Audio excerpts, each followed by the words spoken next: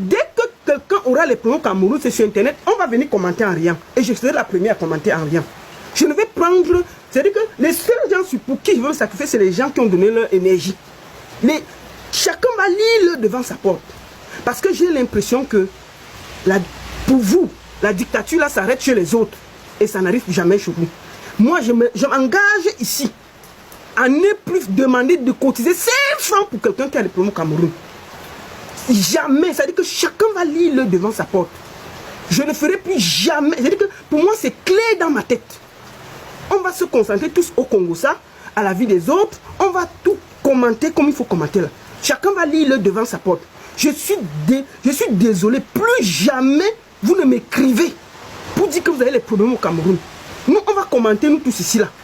Tout ce qui vous arrive, moi, je vais commenter en rien, comme tout le monde. Parce qu'il faut que chacun lise devant sa porte. Parce que l'égoïsme qu'il y a dans la société camerounaise, c'est incroyable.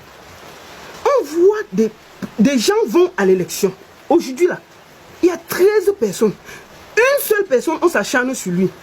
Les gars qui sont de l'opposition, il n'y a pas une seule personne qui sort que non, il a raison. Le gars demande que mettez la liste électorale propre. Personne ne sort pour dire que c'est normal. Ah non, ce n'est pas important. Lui seul, il se bat au Conseil constitutionnel pour qu'on... Bon, vous allez aux élections à 13 là. Vous savez qu'il y a combien de votants, combien de perdants. Si demain là, on vous dit que Paul Biya va gagner, vous allez discuter sur quelle base? Vous allez discuter sur quelle base? Parce que l'égoïsme qu'il y a dans la société camerounaise, c'est incroyable. On voit des gens vont à l'élection. Aujourd'hui là, il y a 13 personnes. Une seule personne, on s'acharne sur lui. Les gars qui sont de l'opposition, il n'y a pas une seule personne qui sort que non, il a raison. Le gars demande que mettez la liste électorale propre. Personne ne sort pour dire que c'est normal. Ah non, ce n'est pas important. Lui seul, il se bat au Conseil constitutionnel pour qu'on... Bon, vous allez aux élections à 13 là. Vous savez qu'il y a combien de votants, combien de perdants. Si demain là, on vous dit que Paul Biya va gagner, vous allez discuter sur quelle base? Vous allez discuter sur quelle base? Vous êtes très... Franchement, moi, je n'ai jamais vu l'égoïsme que j'ai vu là. Je n'ai jamais vu. Et je vois beaucoup de gens qui supportent l'opposition être contents qu'on ait enlevé quelqu'un de l'opposition. Je parle plus des votants de Cabral. Je vois des gens contents. Ils sont dans l'opposition, mais ils sont contents. Ils disent que l'État est debout. Je ne donnerai jamais ma consigne pour Cabral Libye.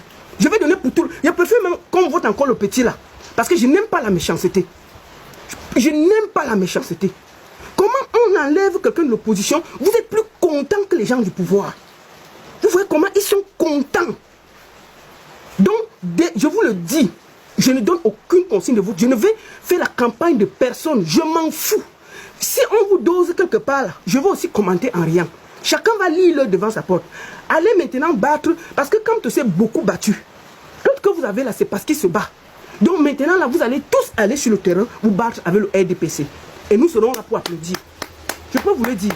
Moi, je considère qu'il n'y a pas d'élection au Cameroun. Je ne suis pas concerné par ce qui se passe au Cameroun.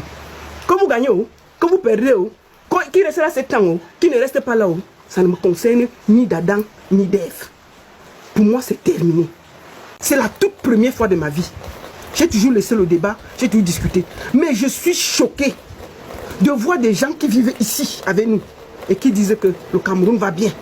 Jusqu'à ils soutiennent un papa de 95 ans. Ils disent que non, c'est lui le meilleur. C'est la première fois que je bloque des gens. Et pour moi, ces gens-là, on ne doit même plus trop se parler parce que c'est des méchants, c'est des gens qui ne sont pas pour les autres. Ce n'est pas parce que votre oncle est ministre, vous avez un gars qui sort avec vous, qui est un peu directeur, et que vous vivez ici. Vous soutenez, vous voyez comment il y a la misère au Cameroun. Les gens souffrent. Vous êtes d'accord. Donc moi, je veux demander ici à mon frère général Vassero, je t'en supplie, repose-toi. Repose-toi. Ces derniers jours, je t'appelais tous les jours pour te dire que, gars, repose-toi. Tu fais 5, 6, 7 podcasts par jour. C'est les œuvres de l'esprit, tu te donnes. Moi, je voulais dire ici à tout le monde que le général Vassero a sacrifié sa vie pour le Cameroun.